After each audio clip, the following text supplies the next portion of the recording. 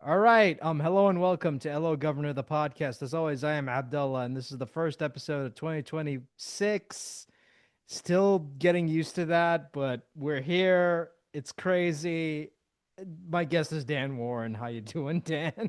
Doing great, despite how crazy it is. And happy 2026 to you and everyone that's taking a look at this once we complete our discussion. Yeah, happy to be here and let's talk.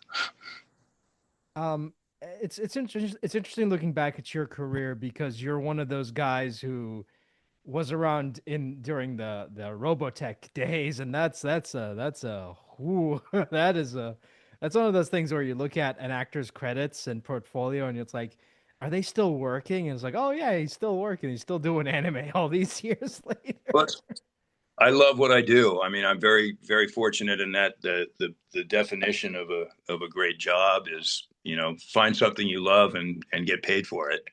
And so every day I go to work, I love what I do. And there's a few years back, somebody said, "So you're going to retire?" And I was like, "Why, are you crazy? Why would I retire? I love what I do." And it brings joy to other people sometimes. And that's, just the greatest opportunity to do something you really get a kick out of and actually be paid for it. And I tend to say I get paid to be a little kid. How bad is that?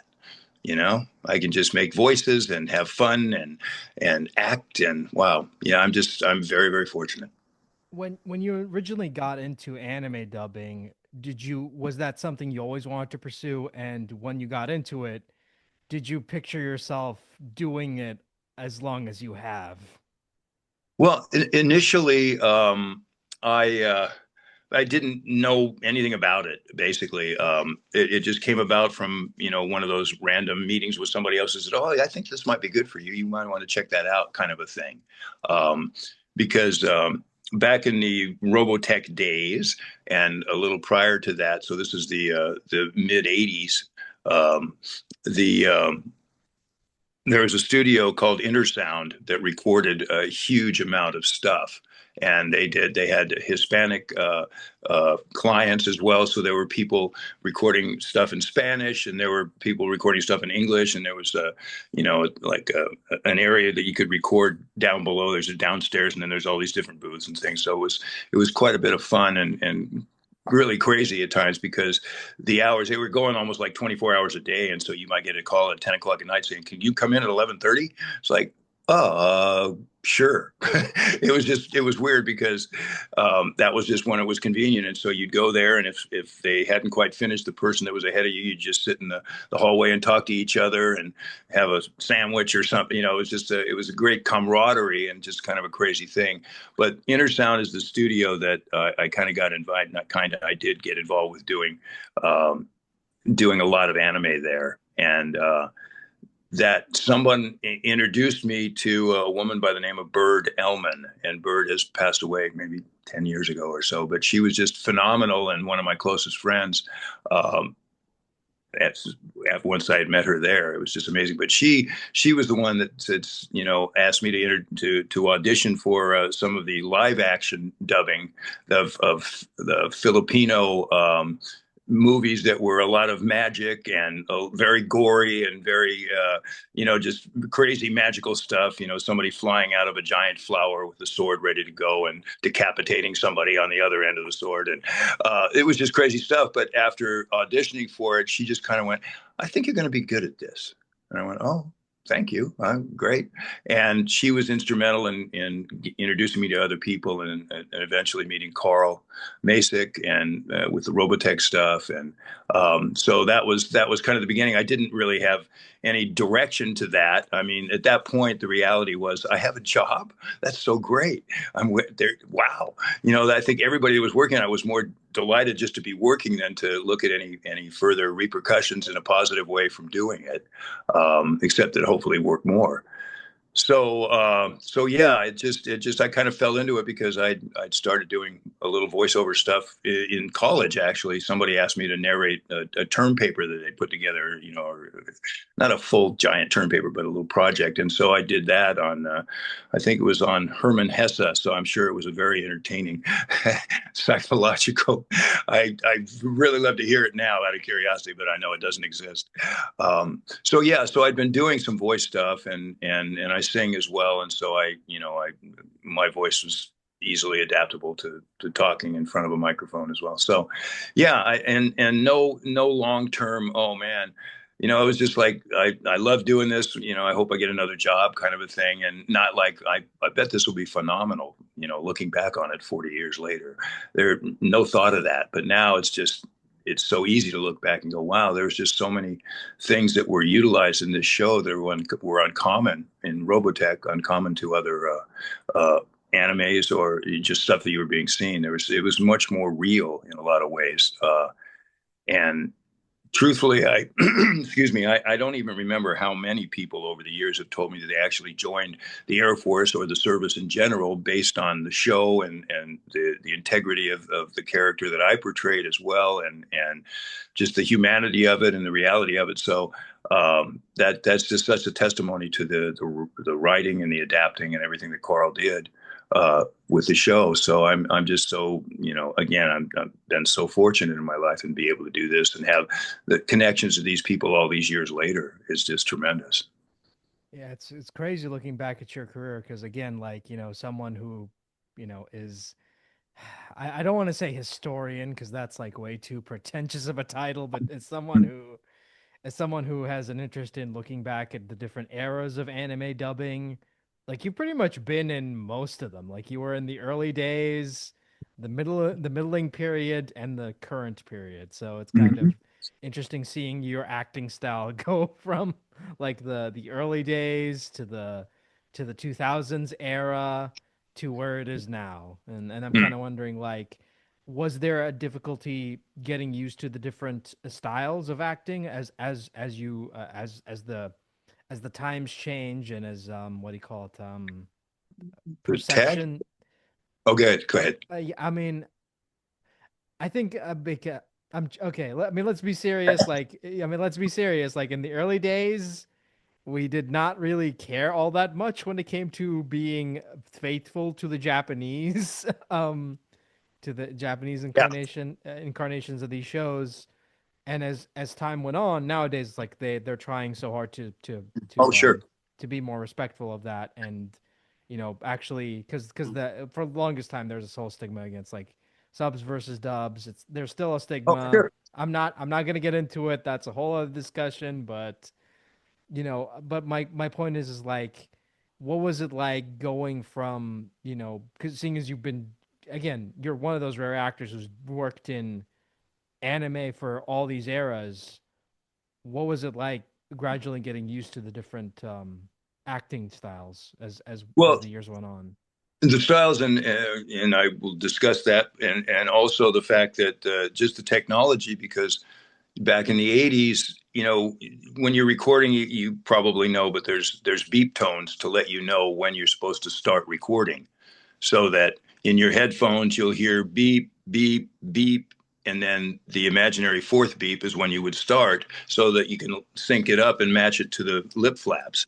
And so, unfortunately, that didn't exist back in the 80s. So, we had to be much more adept at looking at the time code up in the corner where it was on the screen and looking at the lips and trying to make sure that we started where the time code is 10:28:15. That's where you start and it's out by 10:28:35. And you had to be out by there and then just learn how to move around that and make that work. So that was a great benefit for us because anybody that worked in that format is a better dubber basically just by definition because you've had so much more experience and not just being going beep beep beep. You had to really zoom in and pay attention to it and not just rely on that. And now it's just the standard and it's easy, I mean, comparatively speaking. So just on the technical level, that was a growth thing and a wonderful thing when they can go, oh no, we got it, we just move it up a couple frames, okay, you're good. I went, oh, okay, great, I don't have to re-record it. No, we got it. Oh, okay. Thank you. And so, as far as the styles, it's just a matter of adapting to what they're looking for if you have the capability. Um, and that's that's the key to that is to the best of your ability, capture what they're looking for as far as attitude and content and delivery, and to ask a lot of questions if given the opportunity, so that you can. Because I mean, that's the goal: is that you want the producer, director, anybody involved with the show on the other end. To be able to really love what you're doing and to feel that that's captured the writing and the intent. And so I don't think it matters what the genre is or what the particular style is, as long as you're paying attention to it and really listening to what they're saying and giving to you. Then it's kind of a thing. And if you have the opportunity, if the show isn't brand new, to look at, if you're just coming on for a few days or a few episodes or whatever, just to you, it's really critical that you know what you're working with if you're a new character being added, to really flow and make it a part of the ensemble, if you will.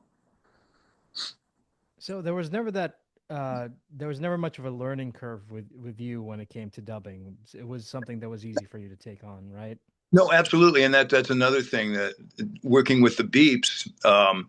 I found over the years, and it's pretty much consistent, that people that are musically inclined, or if they sing or they play instruments, it's easier for them to dub, because it's a sense of rhythm. You have to understand the rhythm of what you're doing, and so growing up within that kind of a format of music and rhythm and different ups and downs within that cycle, if you will. That's just something that you learn how to do. And anybody that I've encountered, most often, if somebody's really good at it and they're kind of new, it's like, do you sing or play an instrument? Yeah. Ah, okay, that explains it. Because it's not simple, but once you get it, it's easy to fall into. And out of all the characters you voiced, which one would you say was the toughest? Hmm. I can't. I mean, realistically, Caster and Fate Zero. Are you familiar with that? Oh And boy, it's okay if you're not. I won't do that's a that too quick. deep cut. That's a deep Yeah, cut. I know. Well, but the reality is, as far as difficulty, I was like a little kid when they called and told me I got that part, because I really wanted it, because it's such a wide range of emotion, such a crazy, literally crazy character, but also there's many layers to that. And so to be able to capture all of that, the deep evil, as well as the love, or whatever you think it is, the deep love lust uh, for Joan of Arc, he thinks. There was just such a great opportunity as an actor to just grab all of these things, and at one point be laughing hysterically, and then be about to destroy someone, and that the evil rage and all the things that come out. It was ideal, but very, very difficult, because there's so many layers. And that's why I was so excited to do it. As any actor, gets a chance to just sink their teeth into something like that. It's just like, wow, thank you. I love this. So I think that would fare. And it is deep. And I was like, God, this is a disgusting story, so to speak. I don't, do I want to do this? Yeah, because it's just such a great role. And everything about it. Tony Oliver directed, and Tony's a wonderful director and a close friend of mine all the way back to Robotech. Um, so just working with him, and the music, the production values, it was just something I'm still really proud of, and always will be, except for some of the content that I'm not exactly loving, but it's part of the show. I mean, at the end of the day, you're playing a terrible character and you have to get Yes. into that mindset. So there you go.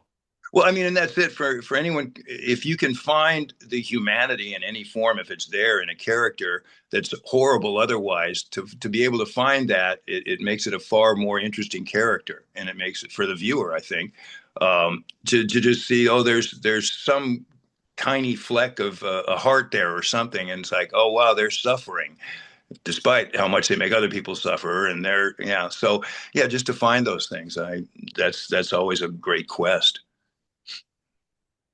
And that's kind of an interesting thing to for you to say because you also played like you I mean you played I mean, you played a Nazi in Jojo, but he was much more of a comedy character, so I think that Absolutely. was more okay. Yeah. So Yeah, no, exactly. Hmm. And that was another thing that they were so kind to me because I started doing that a little bit over the top as, as you've seen it, it's a lot of bit over the top, but I started that, and then I would just kind of stop and go, is that too much, because I don't want to, and they were like, no, go for it. I went, oh really, cool. And so I just had that opportunity to just you know German engineering is the finest in the world, and just go crazy, and it worked. So much fun. that show must have been a hoot to record because it's so over the top, and just listening to Yes, actors go crazy. It's always fun. exactly. It was just such great fun, and to not be reined in, but to just say, no, go ahead. You're free. Go have fun. And I also wanted to mention, seeing as this year marks the 25th anniversary of Robots in Disguise, Transformers, like how did that whole thing come about? It came, excuse me, through Jamie. Yeah, I get choked up about it. It came through Jamie at Studiopolis, who is the director of those, and I'd known him, I think, because Bleach started a little before that. I in the timeline sometimes I get a little sidetracked and go, wait, was that before or after? But Jamie was the one that basically brought me in, and the one of my favorite things to say is I still have this little tiny car, the Crosswise car, that was the toy or whatever we wanted to call it at the time. So I still have that, and I remember him giving it to me. He goes, "Here, I want to jam." It's like, oh, that's so cool! I got a car. It's about this big. But that's basically where it came about, that he'd known my work from some other stuff and just brought me in, and so it was a short thing, but it's a great thing to be a part of. Absolutely, it's a great, if you will, universe. So And I listened to another interview you did a couple of years ago where you talked about that, and it was kind of funny that you based his voice off of Bob Pappenbrook, who was also on the show. right. Well, no, the Bob Pappenbrook reference was to Speed Racer. Um, Speed Racer was a follow up to the original one, and I played the role of Pops. Um, and Bob was also auditioning for that role, and Bob's one of my closest friends, and I'm sure you know who Bryce Pappenbrook is, and that's his son. And Bryce is a close friend of mine, and so there's just great people. But Bob's voice is way kind of like down that. Hey, you doing, buddy? Yeah, good to see you. And so when I auditioned, I tried to do as close to Bob as I could, because it seemed like the voice was right for that. So I just did an impression of Bob, and he auditioned as well, and I got the part. And that was the weirdest thing to me in the world. It's like, why wouldn't you hire? Well, okay, great, thank you. So yeah, so that's what happened there. And it's kind of funny you mentioned Speed Racer because I tried watching Robots in Disguise recently, and it's a tough watch because it's like that. It has that typical like 2000 early 2000s anime acting where everyone talks really fast, and it's kind of like, Right? shut up. Yeah. No, absolutely. I completely get that. And while we're on the subject of Transformers, you were going to be a guest at this year's TF Con at Los Yes. Angeles. I want to know, like, what was that phone call like, or when someone called you up and said, "Hey, we want you for this TF thing," and it's like, I don't, was I in Transformers? I don't remember being in Transformers. Like, no, yeah, you were in like you were No, Crosswise. absolutely. No, because those are people like Scott Zillner that runs that runs the TF Con. That Scott and I have known each other for many years, and so I kind of, I mean, trust me, there are times when people will walk up to me if I'm doing a convention, and ask me to sign something about a character, and I just kind of look at it and go, was that me? Oh, great. Okay. Because there has been a lot, and some of it sticks, more because it's a longer part, or just something that I really love. But sometimes there's stuff that I just look at the picture of the character going, wow, if you say so. Okay. I mean, I was about to ask as well, like, Yeah. seeing as you've done a lot of stuff, do you ever forget that you've done something and someone comes up Oh, to you and says, absolutely. like, That is, it's embarrassing, but it's true. Just because, I mean, that's the sign that I've been fortunate is that there are so many different things that some of them might have just slipped out the back of my head, and I went, did I do that? Okay. And it's also fun because I've been doing this a while. That when having people come up to a table that I'm sitting at and look at a banner and one of the characters and go, no way, you did that.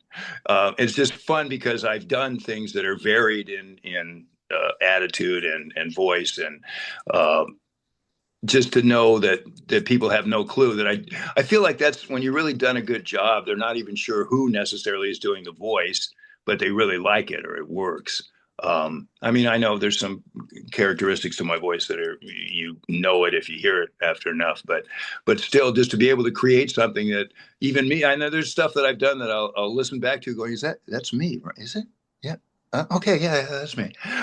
So that's also a lot of fun to have people come up and recognize the fact that I have been doing this a long time, and that was 20 years ago or whatever, and now I'm still moving forward and doing contemporary stuff, and that's the way I want to do this. It's always going to be the way.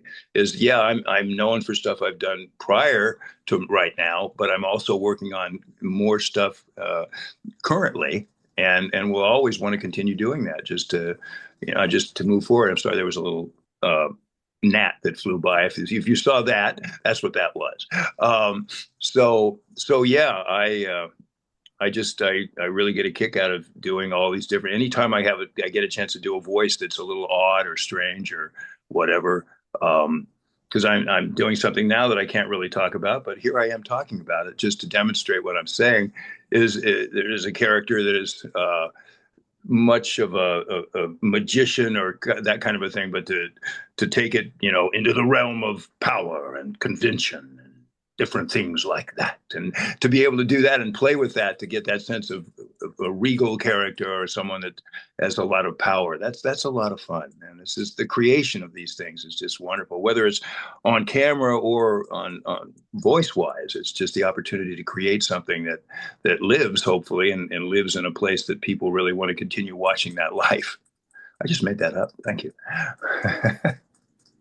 Because even I, when I'm looking at your credits, even I'm like, oh yeah, he was also this. Because I forgot you were Arthur in the Marvel versus That's what I Capcom was just going to bring games. up. Yeah, because that's when periodically people go, "Wait, you were Arthur?" I said, yes, I was. So yeah, it's just it is really really nice. Because I played that game a lot when it Uh, first came out, and I forgot you were there. I'm notable. I forgot. Mhm. I mean, because I recently I met Jennifer Hale at a con, Uh-huh. and I had my copy for her to sign, and I legit forgot she was in that. I'm like, and I went up to her and I'm like, I this is embarrassing for me to admit, but I forgot you were in this. And I'm like, and even I was looking at this copy. I'm like, why did I bring this with me? Oh, right, Jennifer Hale was in Right? this. Yeah. No, that's cool. She's like, it's like, and she's like, well, I must have done a good job, seeing as seeing as I blended Yeah. in. Exactly. That's it. If it resonated with you all the way till now, then great. Because there were so many people in that game during that era, and I'm like, oh, I want to get this signed, but was she in this? And then I look it up, and I'm like, oh yeah, she was in this. Okay, I can get this signed. I was like, I had to ask somebody because they said you played this role, and I'm like, I did. I don't know what. And I had to call the production company and go, was that me that did that? And they go, yeah. I went, okay, great, thank you. I just wanted to be sure because I don't want to be given credit for something I didn't do. So, but I had forgotten about it, and it was a cool character. I even forgot you were in Gurren Lagann. I'm like, that's Yeah, another one. Like, was he in that? Oh yes, he was. Dorothy. Yeah, very fun. Yeah, that was fun. That's my little silly elevator story at a convention many years ago when that was airing. I got in an elevator and there was a lot of different people. They didn't know who I am or whatever. And they go, oh, do you do voice? I said, yeah, a little bit. And, oh, what do you on? Well, do you know what Gurren Lagann is? And she went, oh, you in that? Oh my God. And I said, well, do you know who's Zorthy? Oh my God. And it was trippy, just an elevator ride from floor 3 to floor 1. But yeah, that was a fun. And that's another example just of a kind of an off the wall character that I love doing that stuff. The quirkier it is, the more I love it. But I gotta talk about my favorite character of yours, and probably a lot of people's favorite character. Well, I mean, it depends on the person, but I don't Sure. care. Igor from the Persona series, I love that character so much, and I'm disappointed that you're no longer voicing him. Yeah. Now, and you may already know the answer, and but I'll just for other people that don't. So apparently, a tradition in Japan is that if a voice actor there passes away or perhaps leaves the series for whatever reason, they hire a different actor in America to do the American version. So that basically the not basically specifically the voice actor that portrayed Igor uh, passed away. And so when that happened, I passed away, so to speak. And I didn't even know initially what had happened. My introduction to the something weird was happening was just looking at one of the fan boards or something, and there was a comment about why isn't Dan Warren in Persona 5? And I went, wait, what? Is there a Persona 5? I had no idea. And then I started reading more and learning that, and I still didn't know for a number of years. I didn't know what happened. I was guessing that that might be it, and then I had that confirmed for me like 3 or 4 years ago. So it was kind of crazy. I just went, oh, whatever. So yeah, that and I love that character. I had a just the most heartwarming experience just this weekend at the Mr. X card show, which was a great amount of fun. It was the first one ever here in LA, and next year it's going to be a much bigger thing. And it was just a great enjoyment in doing that. But there was a girl that came up that was a huge fan of Igor and the show, and she was maybe 10 or 12 at the most, and she was very shy. You could see, she was almost not making eye contact. She was there with her brother, and she said she loved it, and so I said, well, do you want to say the phrase? Welcome to the Velvet Room, and she was like, oh. And she just kind of, put her head on. Oh. And I said, well, okay, well, here's an idea. I'll tell you what. And I held up the picture I had for Igor, and I put it over my face, and I said, welcome to the Velvet Room. My name is Igor. And she just was so delighted. And I said, well, why don't you give it a try? Do you want to use the picture? He went, no. I said, well, you want to give it a try? And she just like slowly, hesitatingly, and she started to say it like 3 times in a row and then stop because she was just kind of petrified. She'd go, ooh, and then finally she said it, and man, the look on her face, you couldn't pay me anything to not see that. I mean, that was just phenomenal because you could just see she was so proud of herself, and her brother was just really delighted, and that was just like, that's what it's about for me, to have that moment of really contributing back to the fan base, and just making sure they understand how much they mean to me. And I would say to almost all of the people that I know that are doing this, that without your support, their support, we're not sitting behind a table. We're sitting at home, hoping for a job or something. So it's just that was just so great. I felt like I don't care about anything else right this man. I just had that moment with that person, and I think she'll remember that for a long time, and I know I'll never forget it. So that's Persona. That's that character. So And now he's voiced by Kirk Thornton, who again, is not terrible, but he just sounds way too much like Mr. Burns to my yeah. liking, and I'm like, yeah. Well, and David Lodge as well has portrayed Igor. He's fake Igor, I believe, and Kirk is another thing they call him. And those are two of my close friends. So it was so weird. I go, well, at least it's people I know. Okay. I mean, but I love what they did with him because like the original actor had passed away and they needed to record new lines for him, and they created the whole fake Igor Yeah. thing, and that was really cool. And I love David Lodge's take on it because I mean, it's much more darker, much more sinister, and Yeah. it's like, well, and Sure. that's intentional because it's like, wait a minute, that's not Igor, something's wrong, and Right. Right. and that was really really cool. Yeah, because that for me, just part of that with Igor was, is he dangerous or is he just weird? and just to have that, try to lay that up there so that you're not really sure necessarily. Well, if you watch long enough, you'll see. But initially, it's like this guy, he might be something you don't want to mess with, or he just might be this kind of quirky character that you never know what he's going to say. And let's talk about the character you're most famous for. Cannot say his name for the life of me. In Bleach, I'm not even gonna try because his name is Oh, just but it's more it. fun for me if you do. Oh God. I've got, I know it's very fun. It's a hard name, and I almost screw it up periodically. So, and somebody that I was just working with recently would just, I would like instruct him. It's Byakuya Kuchiki, and then the reaction would be Bakuyu. No, no, no, no. Byakuya Baku. No. Okay, let's try again. And it's just funny, but for some people, it's just like, and I understand because it's not easy. And like as I said, I'll go Baki. I'm sorry, Byakuya, that kind of stuff. So I totally get it that it's not the easiest thing to say.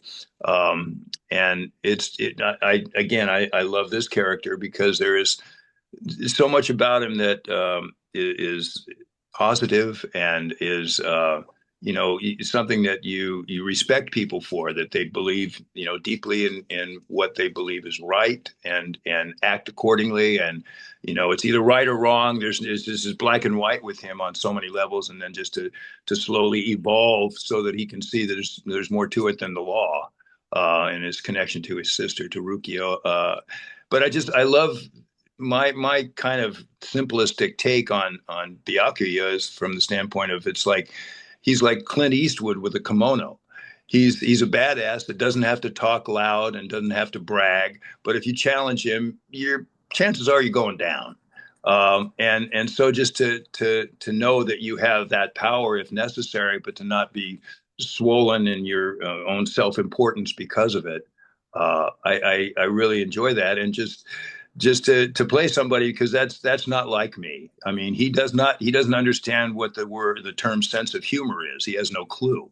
He tried to tell a couple of jokes in one episode, and it was just like so sad because it was so bad. No sense of timing, delivery, anything. So yeah, it's an opportunity, and just I appreciate that sense of there's great power underneath it, but there's no need to point fingers at himself going, look at me, look at me. And when you got the when you got the call that they were going to be doing more Bleach, Thousand Year Blood War arc, was there ever a point where you thought, "Oh man, I hope I can live up to"? It's been a couple of years now, and my voice is obviously going to sound different because much older now.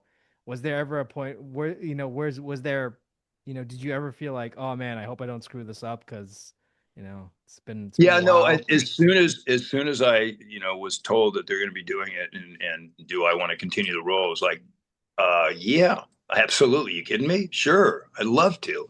But then getting off the phone, it was like, okay, so it's in here. Senbon Sakura Kageyoshi. It's in there. But I was pitching it higher than it really was. In my mind, it was like Senbon Sakura Kageyoshi. And it was like Senbon Sakura Kageyoshi. It was much deeper. And I didn't remember that it was that much deeper after 10 years or whatever. So I was like, oh, I'm so glad I listened to this to be able to match it. But that was my concern. It's like, yeah, if I don't match this, then I'm out. I'm sure. So yeah, but what, and it was after doing it for so long, just getting back into it very quickly, I fell into the positive cadence, and knew where the voice placement was, and so that was it. But yes, initially it was like, okay, I better make damn sure I know what I'm doing here before I open my mouth. Because it's it's been a couple years. Everyone sounds older, and everyone's gonna go Mm. into this being like, "Oh man, I hope no one notices. We sound a lot older than we did No, when the big show time. wrapped." Well, that's it. It's like for somebody that's been doing this a long time. Um, People forget on the casting end that you can do other things, and so you don't get a chance to audition for things that you could nail it, but they think, well, no, but he's good. He or she's good for the older voices and the wise, slow speaking this and that. And I've been doing that for 25 or 30 years. I know how to do that, but it's just a matter of having the opportunity to audition for things that they wouldn't necessarily think of you for, but you can absolutely nail. So you have to keep reminding people that you have range and you're not just, oh, how you doing? Everything's fine on this. You're not just that older character kind of a trip. Yeah, and because again, like it's important that the characters are still the same age as that Mm. when the Yeah, show ended. It's just another arc. It was just something. absolutely. It's just hey, this is the stuff we didn't adapt when the original anime was airing. Now we're gonna adapt it so we can finally finish the story because because it's been Yeah. because people were begging them for years, being like, are they gonna adapt more of this? And they're like, we don't know. And then the whole nostalgia thing started happening where Yeah. all these shows are coming back, and they're like, oh, let's bring Bleach back. No, and I was so blown away when we did the premiere or the preview, I guess it was in 2022 at Anime LA.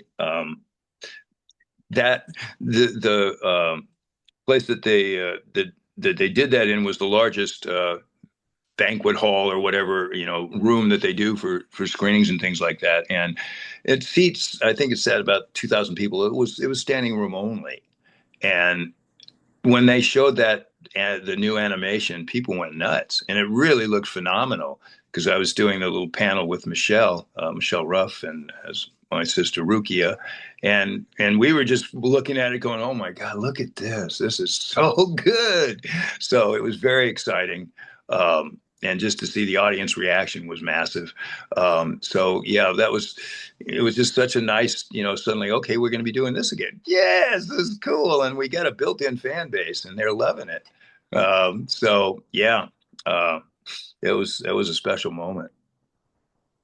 And still to this day, people like, you're invited to anime conventions to talk about this character 20 plus Yeah. years later. It's No, amazing. absolutely. And it's just it's such a huge perk of doing good work and having the opportunity to be remembered, to be asked to talk about it, that it strikes a respondent chord in the hearts and the minds of the people that check it out. So yeah, yeah, it's really nice to have that little bit of historical, veracity, I guess, truth in the characters. But again, I'm just so fortunate. I'll keep mumbling that forever, because I get to do what I love.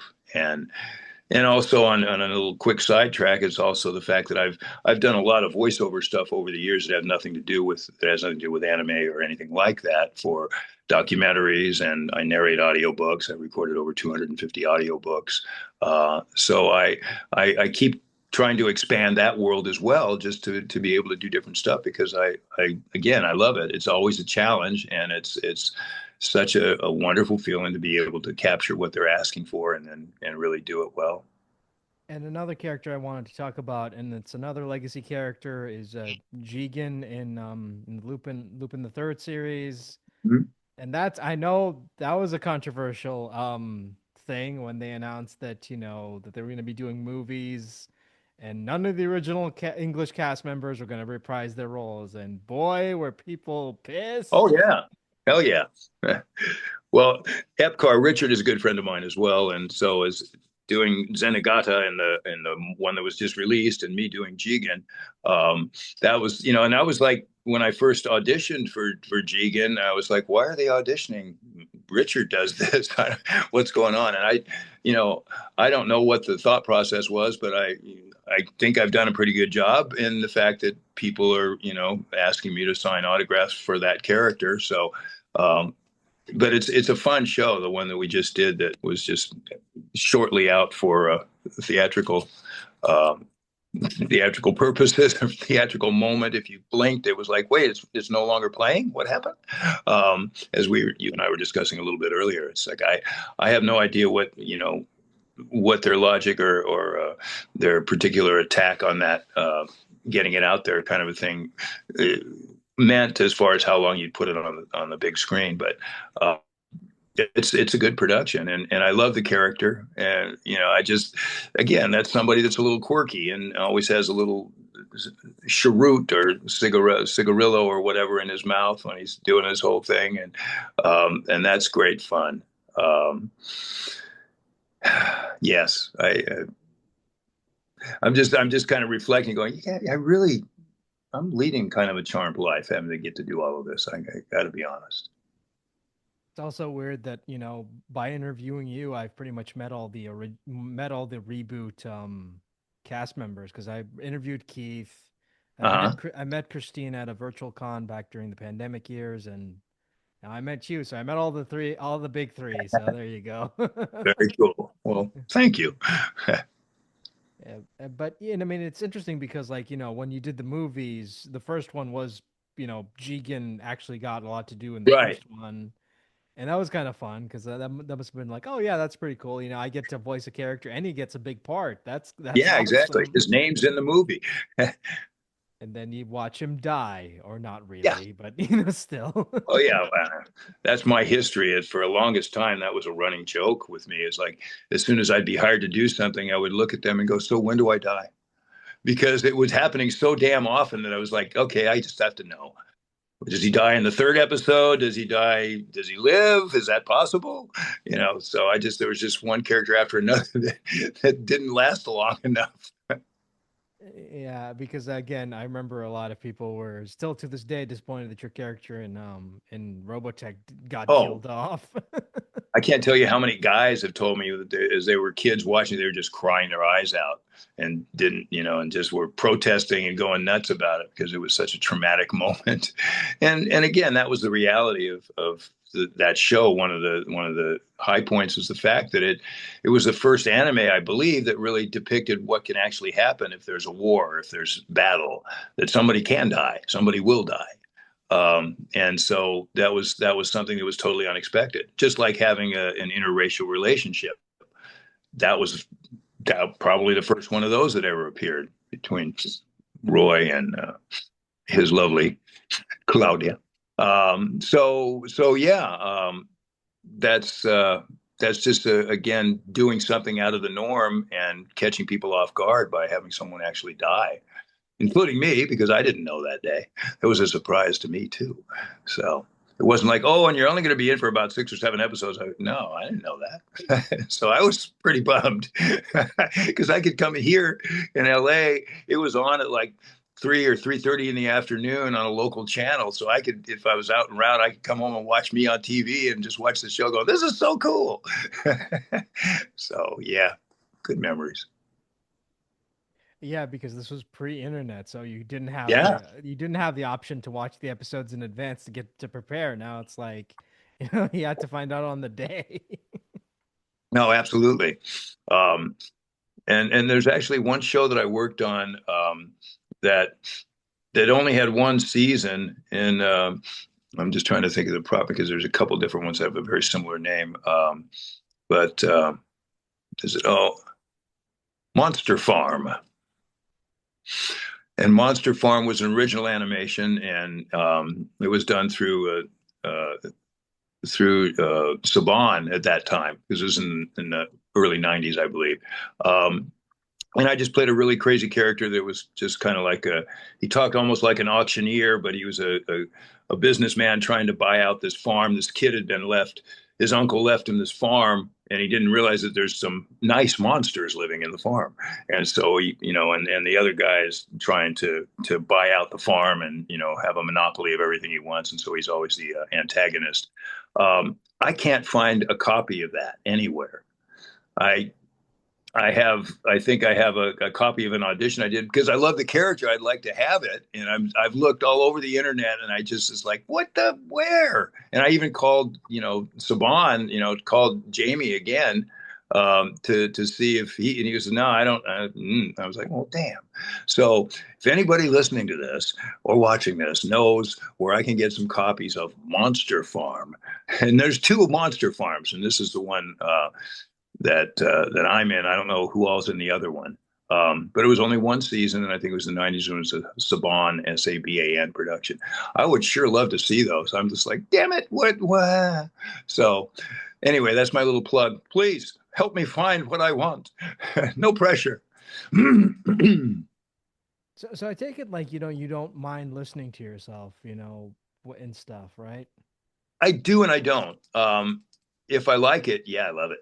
But if I can, and I'll find that I do, go, oh, yeah, I should have gone up in that. I mean, I'm very analytical sometimes and stuff, and just don't get love. Just going, that would have been so much better if I waited another half second. So it's always, going back and making sure I'm doing it right. It's hard for me to just sit back and just watch it. I have, my brain immediately goes into, well, if it's always like redirecting or something while I'm doing it, but not in a negative way. I'm not like suffering at all because I'm easily delighted if I see something that works. I'm like, oh, cool. So, yeah, I don't mind looking at myself. On camera, I'm even more critical or more specific to. Does that work? I think it. Okay. All right. All right. So yeah, but it doesn't gross me out too much to watch myself. Thank you for asking. Because whenever I ask people that question, they're like, I can't stand listening or watching myself. I'm too hypercritical. So, Well, I'm part of that, but I can still stand it. But I am hypercritical. I make no mistake. It's always like, I think that worked.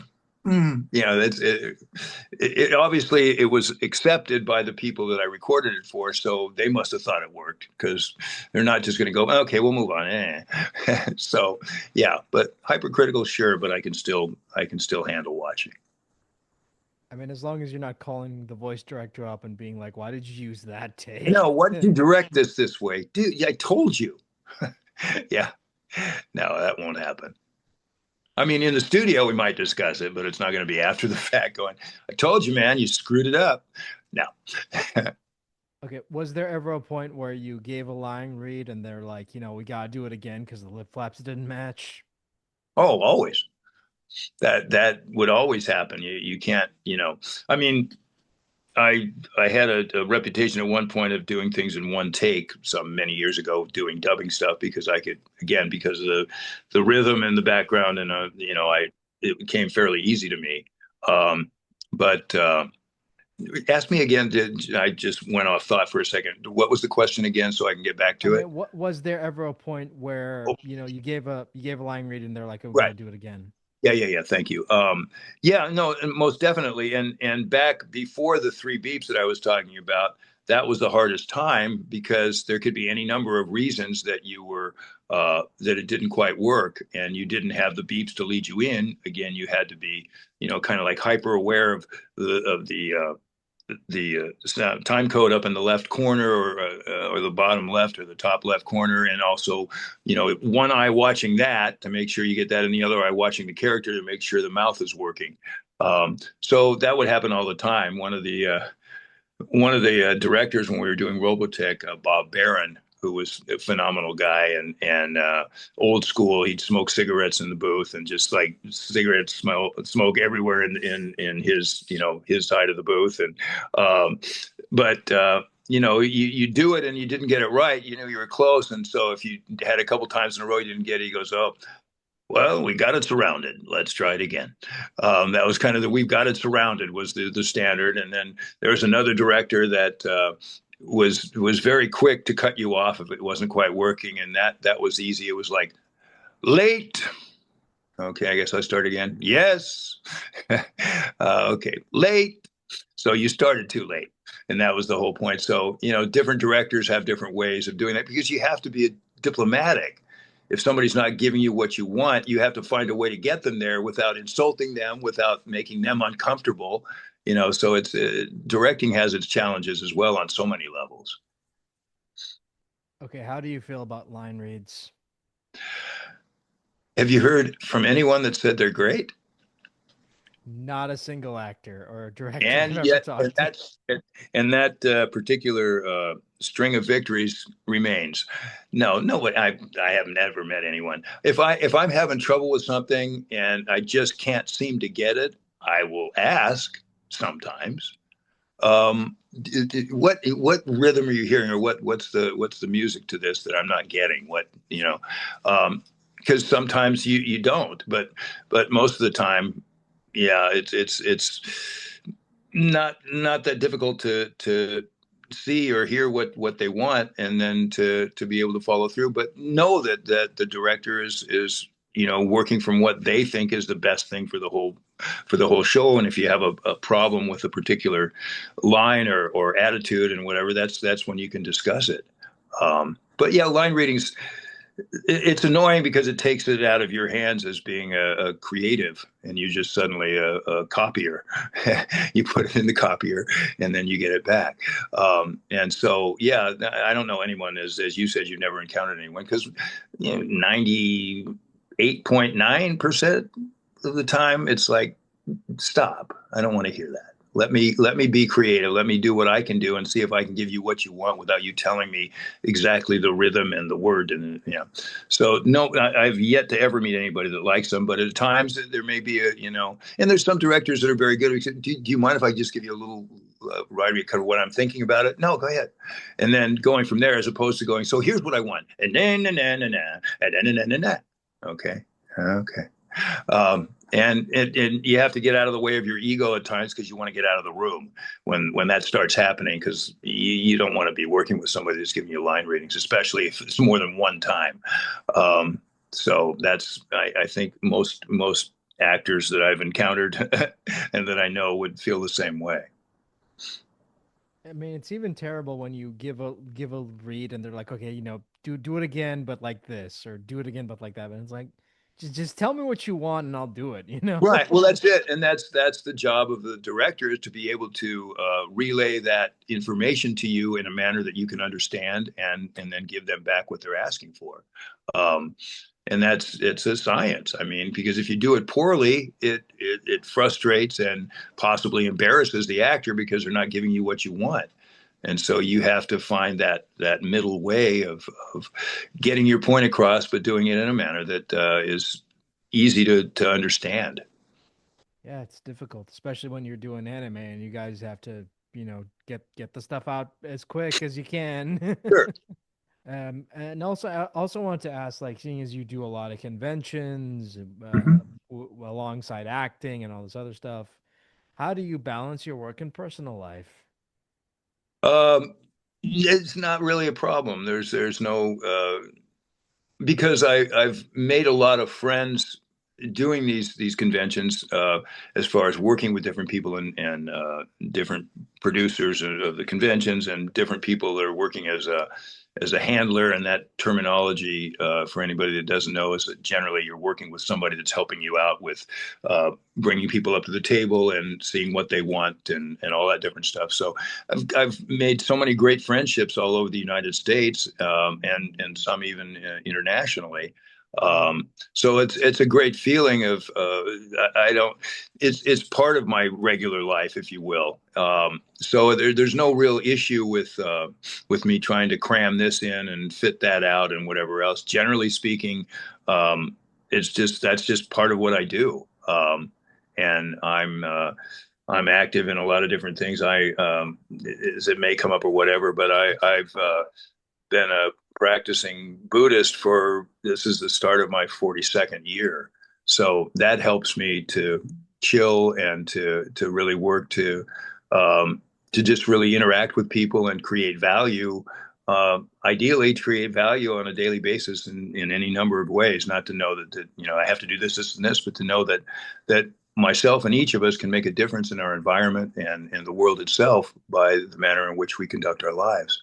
So so I have a little more, if you will, chill feeling as far as making things work. And I've got to do this. I mean, there's sometimes it's like I've got things 3 weekends in a row, and two of them are out of town, and I got to fly there and that gets a little challenging at times. But still, I'm still able to do whatever I want, and that's again great fortune.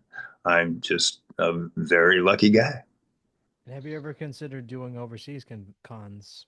Absolutely. I've got two of them that I've done something in Canada some years back, but I've also got a couple possibly coming up this year, one in England and one in I think Okinawa.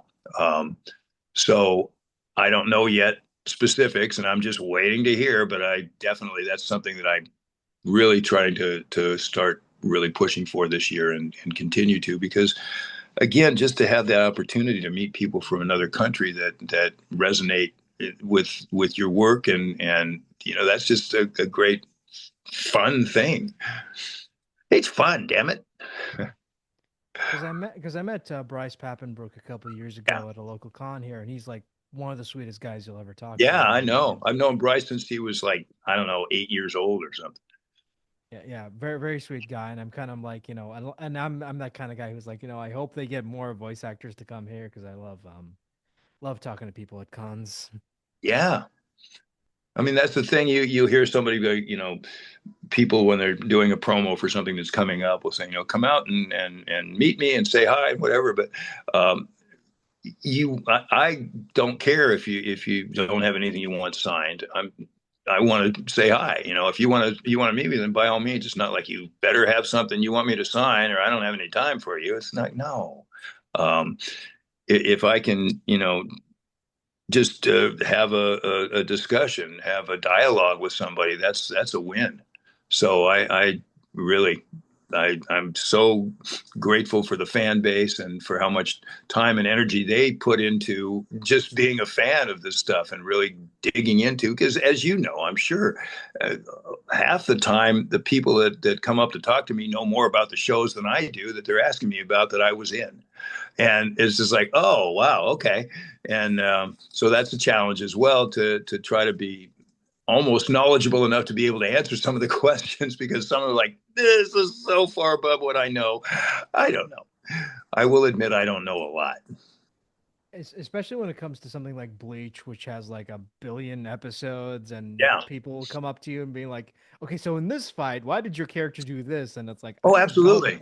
So what's the overreaching goal of the Soul Reapers here? And now is that leading up to that?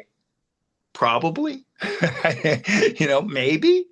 Uh, but yeah, I'm not going to pretend that I can give you an answer to stuff I don't know, because it'll come back to bite me if I do. I'm sure.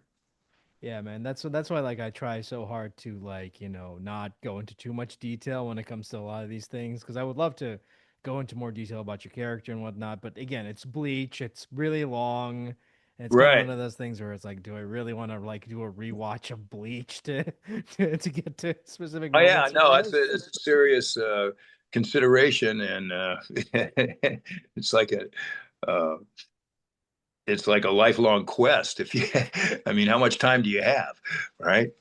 It's like One Piece. What do they have? 1,000 episodes of that show, I think. It's like, really?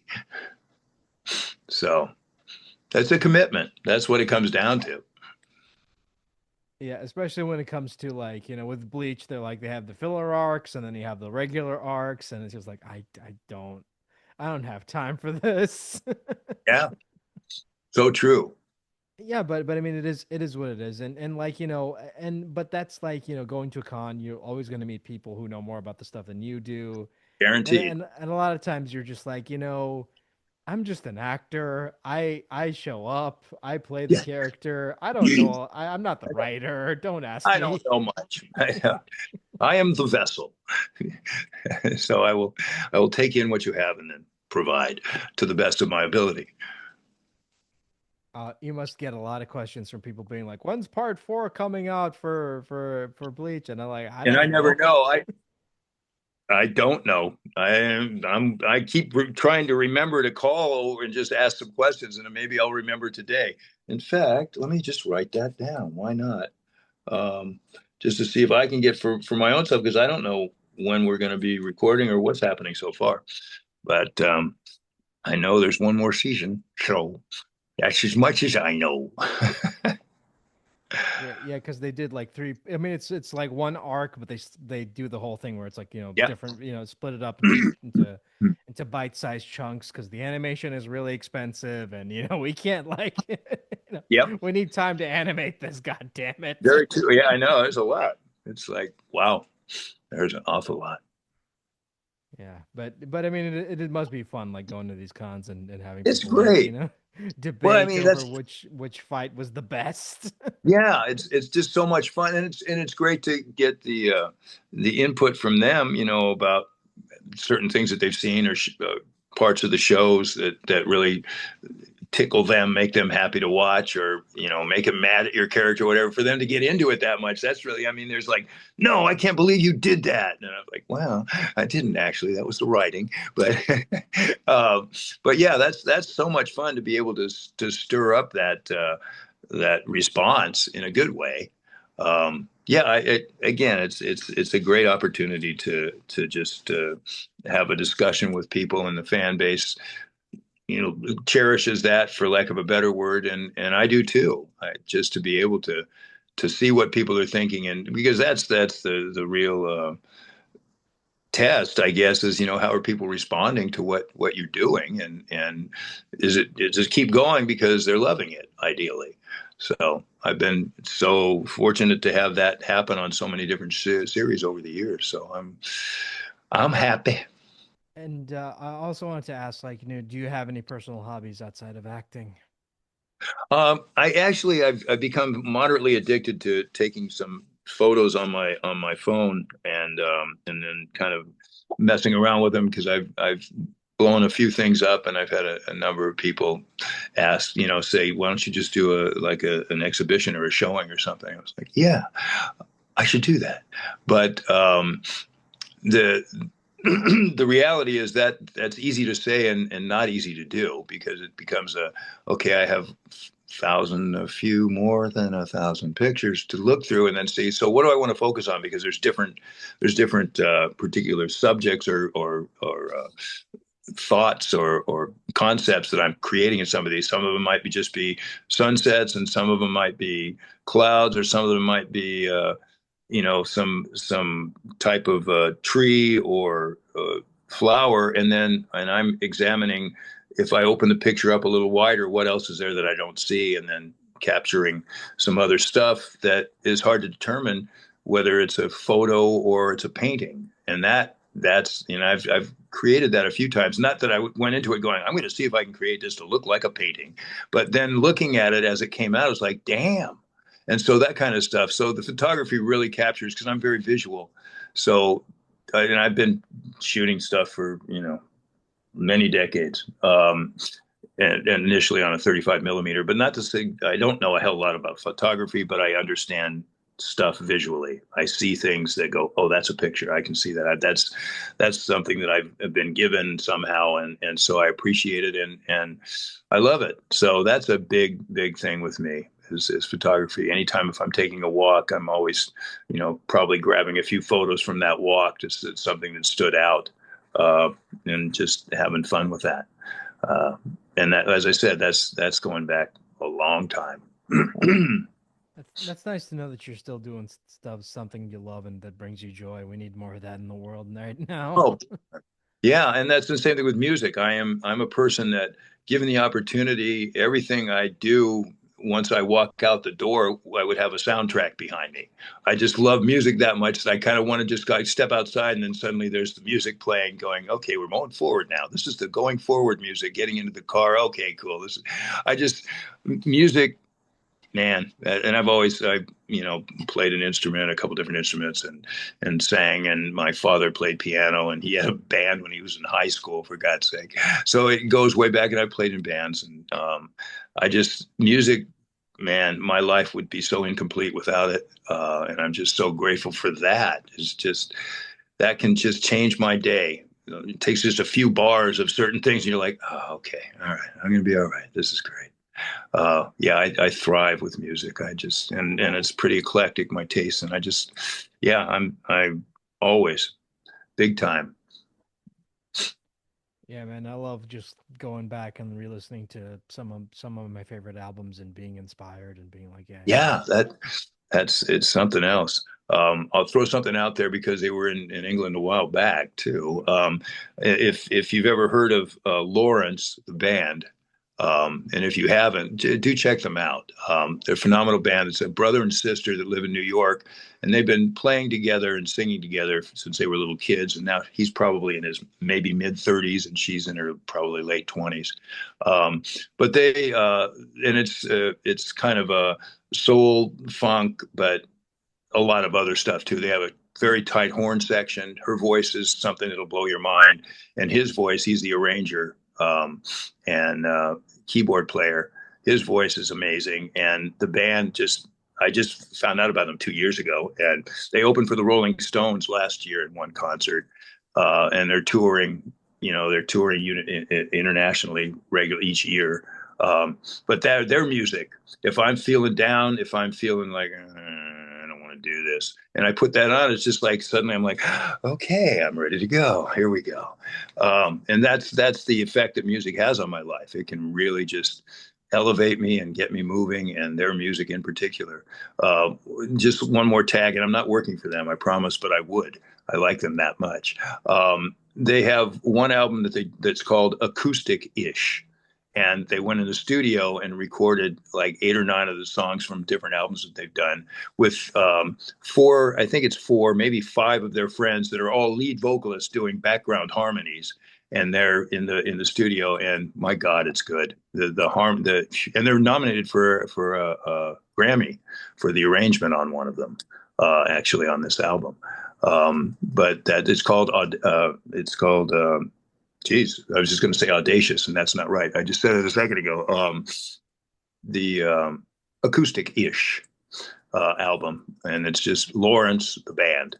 So if you get a chance, say there's a lot on YouTube you can listen to, and there's just to get a sense if it's something that appeals to you. But now I'm doing their promotion for them because I like them that much. I guarantee she just finished up doing playing Connie Francis in a Broadway show about the life of Bobby Darin, and she was nominated for a Tony.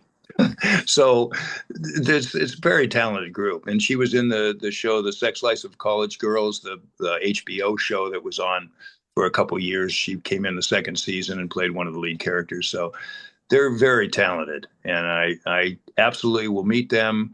I was going to go to Berlin to see them this year, but I couldn't do that, and because man, I'm sold. So okay, plug over. I love you, Lawrence. Okay. God. Like, most people like don't even like, yeah, I'm not gonna say it.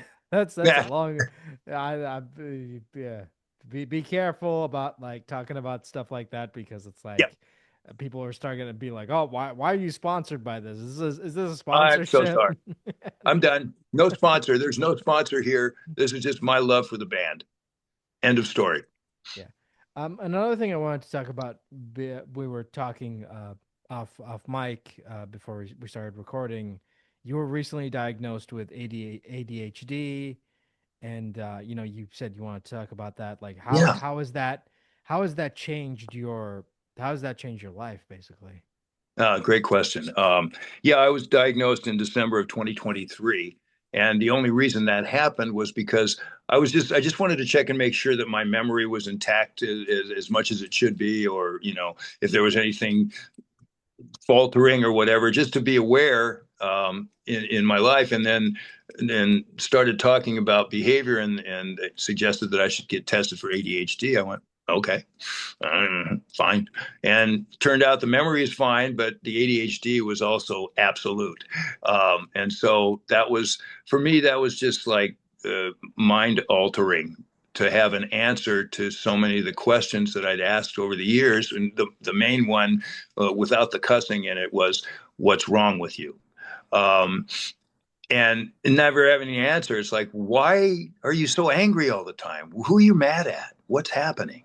Why can't you ever be anywhere on time? What's the deal? All these different things that are very common for somebody with ADHD. But, when I grew up, there was no such thing. And I had that. I was dealing with it in elementary school. Because I got kicked out of 2 elementary schools and finally, landed at the third one, and there they put me in a slow learning class because they thought that I was off. And then I got lucky enough. This is again a testimony, not again, this is a testimony to the value of teachers in our lives. The woman that was the teacher there at that school, the legendary Thelma Hagopian said, no, he's not slow, he's bored. And it was very much true because I read all the time, and I was just really kind of intellectual to some degree on that, and I didn't have any real social skills as far as not, being very emotional about things and whatever. I was off, but she recognized that I wasn't challenged as far as my ability to do things. I was challenged that my brain was just racing everywhere, and that I was bored, and so I just kind of shut things out. So over the years, there's just always been questions, like I said, like why am I angry? Why am I late?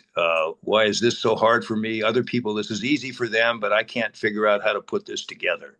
Why can't I build anything? My brain doesn't seem to want to do it. I don't. Why is this so hard to understand? And procrastination. Dear God, everything was always last minute. And term papers, nope, it's not due yet. Well, that's 2 days before it's due. Oh, yeah, I should probably get on that. And then stay up all night, a day and a half, and knock it out and get an A on the paper. But that was always the way. Is I could never do things in increments of like, okay, if you just do like a page every couple of days, then you're going to be straight. It's like, nope. And with ADHD, someone's talked about that. It's like when you have color blindness, there's certain colors you can't see. Well, people with ADHD, as an example, are kind of like time blind. They don't see time either completely or in a manner that most other people do. So that it's either something you're dealing with today or it's later somewhere. It's very hard for me to plan something 2 months from now because it's like, holy shit, that's 2 months. Pardon me for saying that. Holy shit. That's 2 months. That's too far away. I can't think of that. I can't understand. And so to learn to get myself separated from that and try to be much more efficient about doing a little bit at a time and that adding up as opposed to having to do the whole thing. That's another thing that's driven me crazy forever. So to have answers for these and so many other things it's such a blessing to know now why and not just to be. And that's another thing that happens with ADHD consistently is we of the ADHD tribe, we tend to be very, very, very hard on ourselves. I have said things to myself over the years, up until recently, realistically, that I would never say to another human being after doing something that I didn't think was up to my level or screwing up or repeating an error. I mean, things you would just never say to anyone else because you know how incredibly rude it would be immediately come out of my mouth about my own behavior and how screwed up that is and how messed up, how stupid, how, on and on and on. And so to recognize the need to extend to myself and ourselves the same amount of courtesy and understanding that you would to anyone else other than yourself. To allow yourself to have patience with yourself, which is so very hard because we want to be perfect a lot of the time. And that doesn't happen very much of the time. And so it's quite the challenge, all these different things. But now to have, and I'm getting therapy once a week for ADHD, and I think it's very helpful to me. And just trying to learn, routines and things to make my day go smoother. As opposed to waking up and going, okay, so what do I need to do today? Make sure that's that the night before so you have a concept of what you're going into the next day, because chances are you won't remember everything you thought you would. I'll remember that later. And it's like, nope, you didn't. So yeah, there's a lot of levels, but again, I highly recommend it if anybody's thinking that they might have ADHD and they can get tested to do that, because it's going to be such an amazing world to open up if that is indeed the case, that you now have ways to go about it. And there's so many things up on YouTube and on LinkedIn, and there's a lot of really helpful people out there that have ADHD that are just talking about their own experience and putting it on video. And for me, this is a new kind of a mission in my life now, is because I have these conventions to go to, because I have the opportunity to meet with people and interact.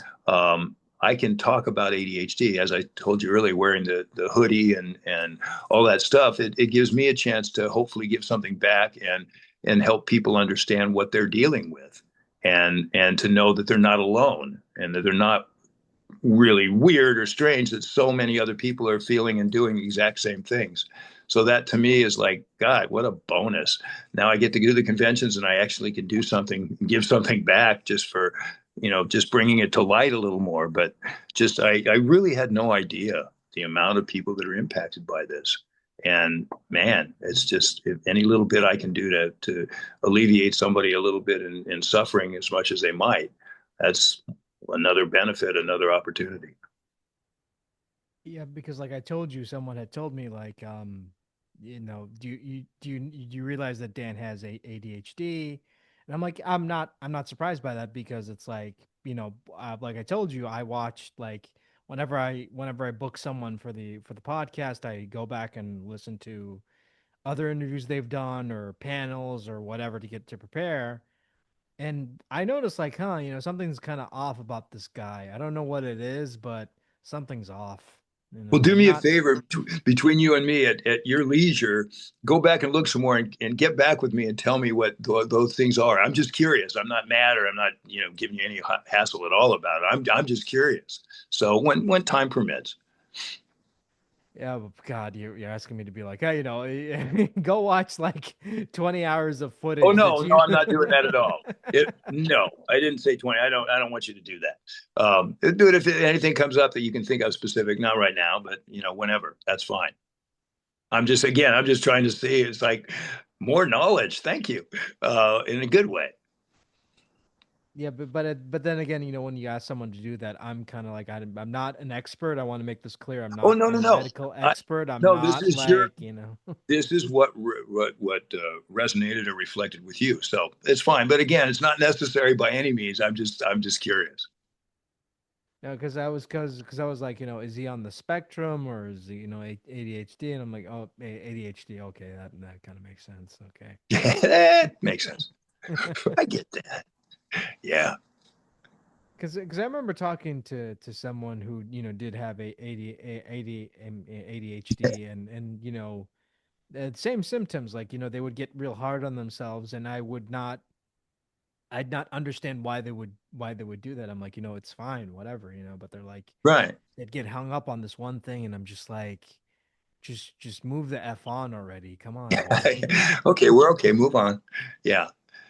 And I have to remind myself of that at times. Absolutely. It's like, okay, why are you here? We're moving forward now.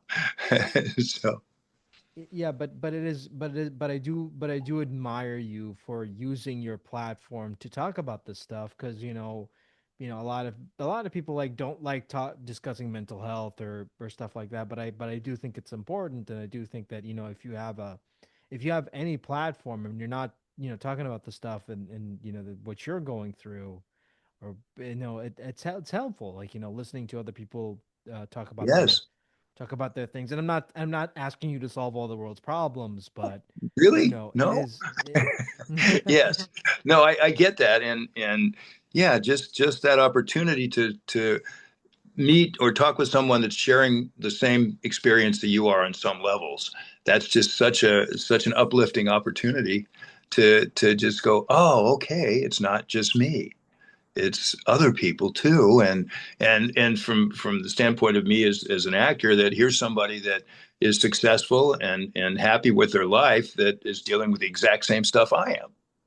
So it's okay. You can still lead a fulfilling life if you're dealing with this. It's not like it's some kind of a mental death sentence that, well, this is the way you're going to be forever. So deal with it. It's like, that's not the case. And just to give that any positive message I can out there. And like the young lady that I was talking about with the Igor thing, it's just, I don't know if she was on any spectrum in any way, shape, or form, but just to be able to have that interaction with her and have her have a little kind of a breakthrough as far as being brave enough to do something in front of someone, that's just awesome. Um, and that's yeah, I kind of live for that, the opportunity to make a difference, to create value. So that's from the Buddhist standpoint, and that is my life. and I think that's a good mindset to have because like a lot of people can just go to these cons and just like do the whole actor thing, but I'm kind of glad that you're starting to use your platform to talk about this stuff and be like hey and just tell people hey it's going to be okay, it's not the end of the Yeah, world. that's it. Yeah, you're not alone, and that's a huge thing to realize or understand. And and again, like you mentioned, like being a successful actor and that not being the end for you. I mean, I'm good friends with Corey Burton, and Corey Burton's has been on the is on the spectrum, but he's Mhm. like are one of our finest actors, and it's like Yeah. hey, if he can do it, like anybody can do it. Well, that's it. I mean, Jim Carrey's done okay for somebody with ADHD. So there's just so many people you wouldn't even know, and that I could just kind of go, really, you too? Wow, what a trip. So yeah, it's quite interesting. Yeah, definitely. And I do think that, I do, like I said, I do commend you for using your platform to, open, start a discussion, not, not like fix everybody's problems, No, not heal everything, but like just start a discussion. And I think again, that's important. That's the first step. And, and I commend you for yeah. that. And I do hope that you continue doing that Oh, I as you go absolutely on. will. Because that's just so important to support in any way I can to help. I don't have any answers, but I have my experience, and I'm okay, and you can be too if you're not feeling you are right now. So And with that, I kind of want to end it on on a lighter note because that was just talking about mental health and all that stuff. That's kind of way too heavy for some people. So, it's um, very light. Go ahead. but I'll end it on a lighter note. One of your more infamous characters, and I wouldn't say infamous, but one of the more out there characters was you voiced Piccolo in a Dragon Ball game, and it was Mhm. a notorious dub. Like, what was that Again, about? and that's one of the things that for whatever reason I vaguely remember doing it, but I don't have a whole lot of memory attached to it because it was a quick thing, I think. But I have people coming up. The lady that I met with her two kids last weekend, and she has ADHD, and two of the boys out of the three have ADHD, and they were huge fans of Piccolo, and so I helped talk about that with her, and just be able to talk with her about ADHD. I'm sorry, we're back to the serious stuff, but that was just the best. But Piccolo is still, people love that character, and it's on my banner of some different characters that I've done, and yeah, and man, like I said, there's things that I'll remember that I did, and there's things that somebody go, you remember when you did this, and I brought this for you to sign. I'm like, sure, yeah, kind of. I'm, I don't want to lie and go, oh, I remember everything about that. It's like, no, I'm going to be honest, but there's some things that have slipped kind of through the couch into the corner of the couch as far as my memory. Because you were the turtle in Dragon Ball, like Yes, and I'm like, what? That and that seems again, and that's like people will come up and go, "You turtle and dragon." I was like, "Yeah, wow." And some of this stuff blows. I mean, it hasn't happened yet, and it has to be a true moment, but it'll blow my mind. There's a show I did prior to Robotech. I think it was prior. Um, that was called Dog Tanyan and the Three Musketeers. And Cam Clark, who's a wonderful actor and someone I've known from Robotech and forever and ever, played Dog Tanyan, and I played Richelieu, the nasty advisor, I believe. So that was crazy, but I've never had anybody come up and say, I love when you did that, or I don't think that'll ever happen because it was just so bizarre with all dogs being the musketeers, and every character was a dog, but walked like humans, of course. So that's crazy. Um, but yeah, I Piccolo was a fun thing, and I love the look of the character too. It's just like you nasty looking big fella. I just love how you voiced a character in an infamous dub, and you're like, oh, just put it on the banner. It doesn't matter. It's okay. It Well, counts. people will ask, so what should I put on the banner? And I said, well, there's a number of things there. And they said, wait, you did Piccolo? I said, yeah. So put it on the banner. Okay. So yeah, but there's quite a few different characters that, as you know, that I've done, and so it's fun to see them. It's just a weird thing to sit back and look at all of these, and it's not all of them by any means, but it's just a bunch, and just go, wow, that's quite a group. Wow, cool. And before I wrap this up, what can you give us an update on what you're currently working on, and where can people find you online? On Instagram, it's just Dan Woren. That's my monster on Instagram. You can jump over there, and I've been really bad about posting because that's something that's hard for me, and that we'll blame it on ADHD. But I'm getting better and learning more. And I just put a pretty funny little thing up there, so anybody can check that out and follow me there if you feel like it. No pressure there. I'm not going to make any money from it. I don't care. But if you want to see, what's going on with me, that's the best way to do that. And that, as far as what I'm working on right now, actually, I have I have a video game to record next week that, of course, I can't talk about. And there's nothing else that I currently have going that I can actually talk about right this minute. But I just auditioned for another video game thing that we'll see what happens. So there's stuff going on, but there's nothing that I can really point at right now, except to say it's a new year and things are already continuing. I have 3 different conventions I'm doing coming up. I'll be in Fresno, California, this coming weekend, the 17th and the 18th for Anime Wave, and then I'll be at the TF Con and Pasadena Anime, or Pasadena Comic Con, I believe it is, on the 25th. So I've got a little stuff going on now. And there'll be much more. It's just January. So hopefully, if I'm really fortunate, I'll get over to England and we can say, hey, that would be so great if it works out. I love travel. I love meeting people. So I mean, hopefully, I'll see you in a con someday, I'm looking forward to it. So So, let it be written. So let it be done. yeah.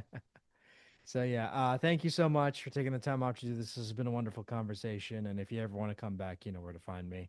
I do. And when you get it all put together, if you wouldn't mind sending me a copy of it or whatever, is that feasible? Yeah, I'll email you a link when Perfect. it's up on Thank you. YouTube or whatever. So thank Yeah, you. no, I really appreciate that. All right. Oh, and now somebody's calling. That's too funny. Okay, good time. So, Okay. Abdullah, thanks. Such a pleasure meeting you. We'll Yeah. talk Okay. again Thank real you. soon, Yeah. I hope. I sure Thank you will. so Yeah. much. Thank you. Bye bye. Okay, bye now.